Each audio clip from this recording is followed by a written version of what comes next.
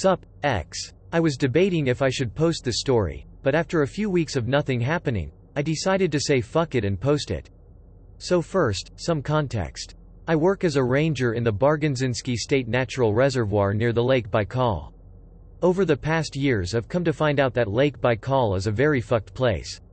So here's a few of my experiences. I'll start off with a few oddities aside from the usual ice rings, Baikal Zen, vehicles, animals, people stuck in ice. There are oddities like unknown ships appearing on foggy days.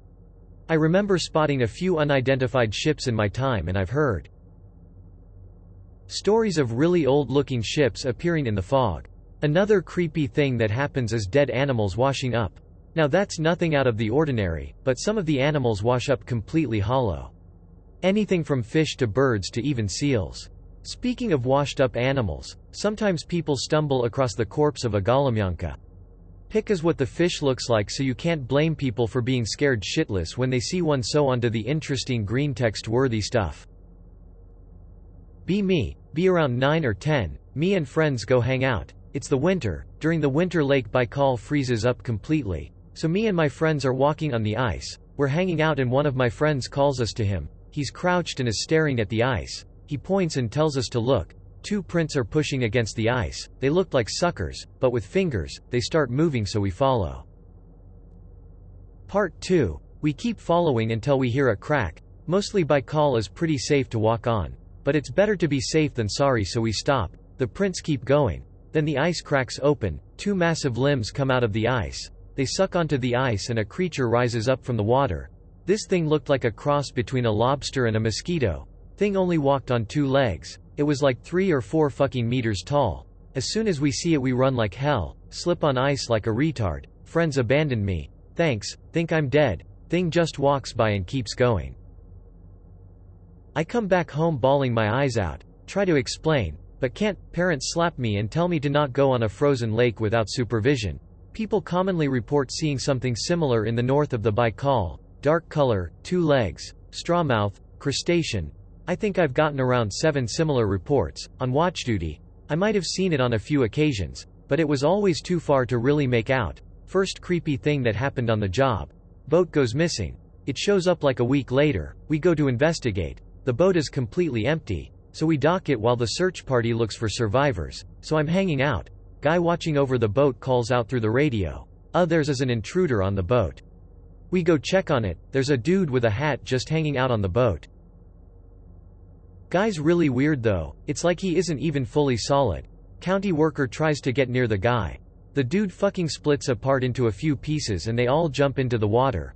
Big WTF moment. In the past 20 years there have been these 2 strange cases. In 2001 and 2013 bodies were found washed up with very strange markings. Their blood vessels were very dark. Their eyes were grayed out.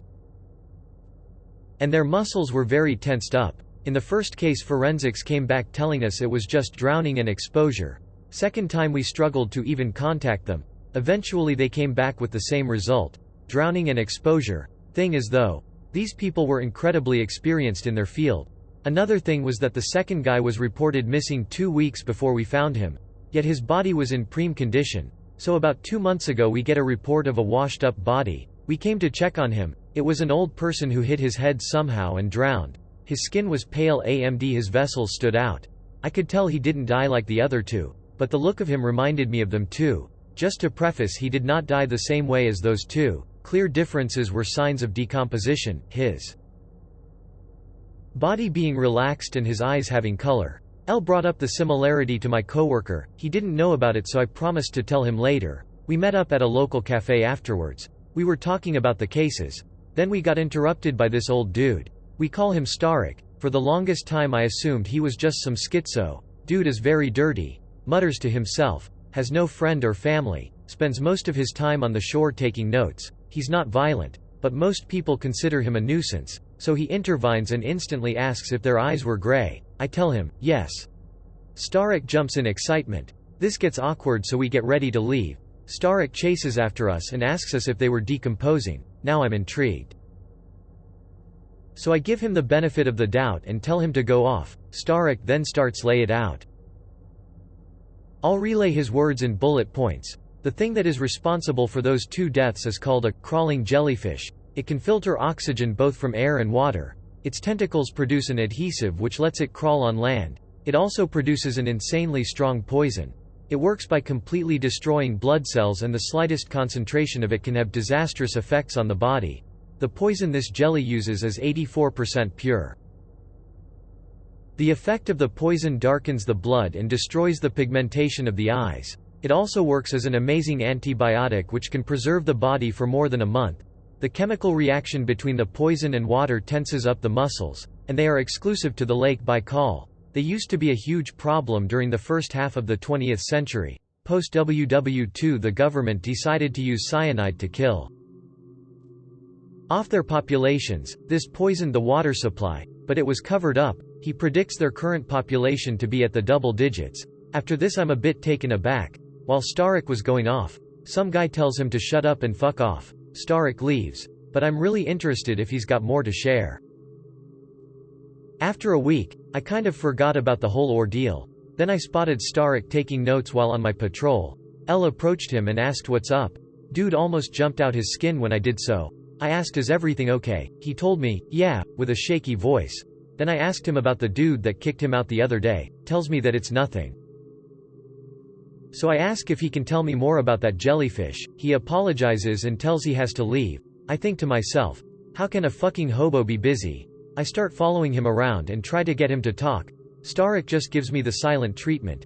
Keep following him for 30 minutes. Have to stop cuz job. After work, decide to go ask around about Starek. Nobody really knows much about him. He's always just been a part of life. No one really knows when, where or how he got here. He's just always been here. Decide to ask the dude from the cafe about Starek. You shouldn't hang around with that guy Anon. He's probably unhinged. Asked why he kicked him out. The guy smells like shit Anon. True. So in my travels I find out only one thing. The guy fucking loves chess. Damn good too. Sometimes he challenges the other old folks. Next day buy a chessboard and wait in the park in the after hours. Bait worked perfectly. Starek comes out of the bushes, beerkin in hand, and asks for a game. Try to get him to chat. Fucker is really focused on the game though. I'm shit and get beat in like 3 moves. He comes back for a rematch a few days later. Came up with the idea to give him something stronger. Russian standard. Works like a charm. He talks about how bad the pollution in the Baikal is and so on. Ask him how does he know so much. Oh, I was a biologist. Elaborate. Did research on the lake for almost 30 years. What happened then? Quit. Why? Didn't have a choice. How come? He looks at me. Hey Anon, do you want to see something cool? Come on. I'll show you something that'll blow you away. Agree. Don't want to get raped in some cracked and so get knife just in case. You know Anon, you're a good kid. I'm in my 30s. Who cares, you're still young. That's why you have to see what I have. Okay. He gets to his makeshift home. Inside is a fucking VCR and 2 tapes. They're labeled, Bajkalska Emissia 1988, 1 and 2. What is this, Kool-Aid? You kids probably never seen it before. Ask him if he's got a TV from the period. No. FFs, I have to get an adapter. No local stores have one, so I have to ship it. Fucker cost a leg and an arm. After 4 days it's finally here. When I get to Starek's shack he's not happy. Tells me that I used him. We get into a heated argument. Eventually he breaks. For God's sake. Fine, if you want to watch them so bad then let's go already. Told him that he's not gonna get near my apartment without a shower. Eventually he convinced me to let him use mine. After him the shower, no joke, became a fucking gas chamber. So we finally hook up the VCR. It's insane how much care he put into maintaining it. We boot up the first tape. It's 2 hours long. Around a third of it is just the inside of a sub with nothing happening. While this is happening I ask Starek to explain how and why he has these. Here's what he told. Turns out Starek was an important researcher during the Soviet era. The reason for this mission happening is because while making topographical scans the Soviet Union discovered that the lake is actually deeper than previously thought. The scans showed that past the 1600-meter bottom the lake continues. This is because stronger sonar can penetrate the false bottom. What is the false bottom? He explained it as a layer of a dense, viscous underwater brine. Past this false bottom the lake continues another 1,200 meters. It is located at the center of the lake. The problem is that the Lake Baikal is a freshwater lake and such a thing should be impossible. So the mission was supposed to retrieve samples, geological data and maybe explain the oddity. The actual video finally begins and 3 men enter the sub. One of which is our man, Starek. They descent and the tape shows the usual shit you'd find in the lake, fish, seals etc. The weird shit starts towards the end of the first tape. Passing 900 meters our first oddity pops up. Every creature shown in the tape was given an in-depth explanation by Starek. First thing the camera catches is a huge fucking jellyfish, and I mean massive. This fucking thing's body was about as big as a bus. The tentacles were definitely longer than a blue whale. Pick is the closest to it by looks. Starek walks up to the TV and points at its body. Its body is actually a separate ecosystem in itself. While feeding the jellyfish filters water so well that it actually creates a separate environment inside the creature. The concentration of water in the jellyfish differs from the outside by about 6 or 7%. This is enough of a difference to create a completely alien environment. Its size provides a safe home for many smaller creatures. The ecosystem is so advanced that there is a food chain inside. There's a plankton that can produce energy with a very limited amount of light which is provided by the luminance of its host. They get eaten by a shrimp-like creature which gets eaten by an apex predator. Then the predator's waste is used to feed the plankton and so the cycle goes on. These creatures are not only exclusive to Baikal, but the jellyfish too. The men in the submarine don't seem all that surprised about it. So I ask Starek how long they've known about it. Ever since the 50s, they started washing up in mass after the extermination of the crawler jellyfish. As they go deeper the lake bed is covered by whale bones. The thing is Baikal isn't home to any known whale species. One of the whale skeletons begins to move. Holy shit. It's the fucking ghost fish. I remember the few reports of a massive see-through fish swimming near the ice.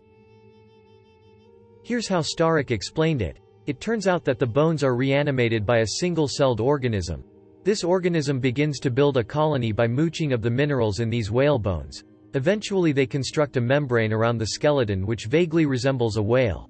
The inside of this colony is filled with an acidic sugary solution which keeps the entire organism buoyant.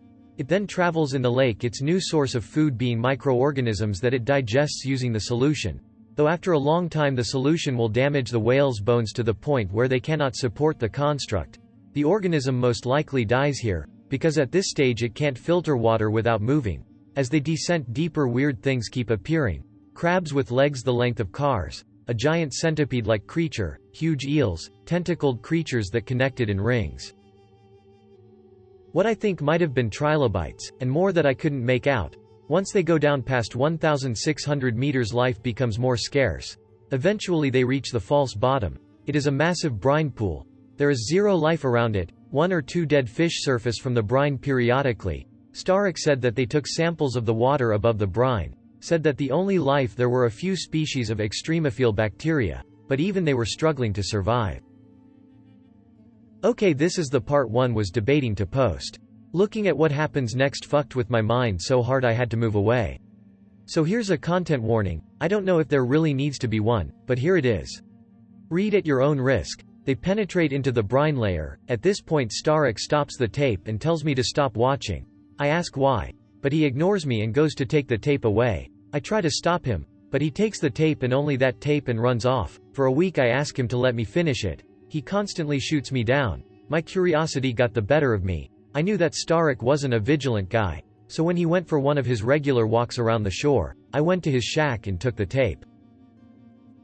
So last warning, proceed at your own risk. They descend 300 meters below the brine. Their sonar picks up something massive. They approximated it to be almost 2 kilometers in length. Then it comes on screen. This fucking serpent. Serpent isn't even a good way to describe its shape. It just being there fucked with sonar, the cameras and the crew. The entire crew spent like 10 minutes just screaming and raving. Its eyes stared straight into the camera. And no matter where I was its eyes followed me. While watching I felt this weird sensation. It's like I knew that whatever I was looking at was fucking evil. Everything about it was wrong. In time one of the crew managed to get a grip and sent the submarine upwards. After the tape ended I could hear it. It was this feeling in the back of my head. It was beckoning towards the lake, toward it. Fucker didn't even speak a word and I knew what it wanted. I couldn't take it and I went to talk to Starek. As soon as he saw me he punched me in the jaw. Get called a fucking retard. He takes the tape from me and snaps over his knee. This is why I didn't want you to watch these tapes. Elle begged him to tell me what's going on. After he calmed down he sat down, and he asked me a question. Here's what he told me. Back in the Cold War, the Soviets were planning to use Lake Baikal for propaganda purposes. But their scientists could never figure out why exactly this kind of diversity was exclusive to the lake. And it's not like the Americans had something to hide. If they couldn't hide the nuke, then everything was on the table. They cross-referenced every sea, ocean, lake, river and puddle and found that over 60% of Lake Baikal's life was not found anywhere else. Why's that? Starek believes that it's that thing that lures life to it. For whatever reason it attracts life to itself. Though the better question is, why is that thing there in the first place? He says because it's supposed to be a prison. Think about it. Why has the Baikal not changed in over 25 million years? Why is there a kilometer-deep layer of brine in a freshwater lake? Whether it's aliens, gods or some natural phenomenon, that brine is keeping it in and everything else out. After the mission went bust, Starek decided to quit and stole the only existing footage of that mission. He tried to get a job, but since then he was blacklisted from getting one, so he remained here. I don't know why he chose keep that tape, but at least it's destroyed now. Eventually I couldn't take it. That thing fucked with my vision, senses and even speech. So I was forced to move in with my sister in Chelyabinsk. It seems like proximity to the lake is what affects me. I still get nightmares and shit from time to time, but I don't know if it's some psychological thing or that thing.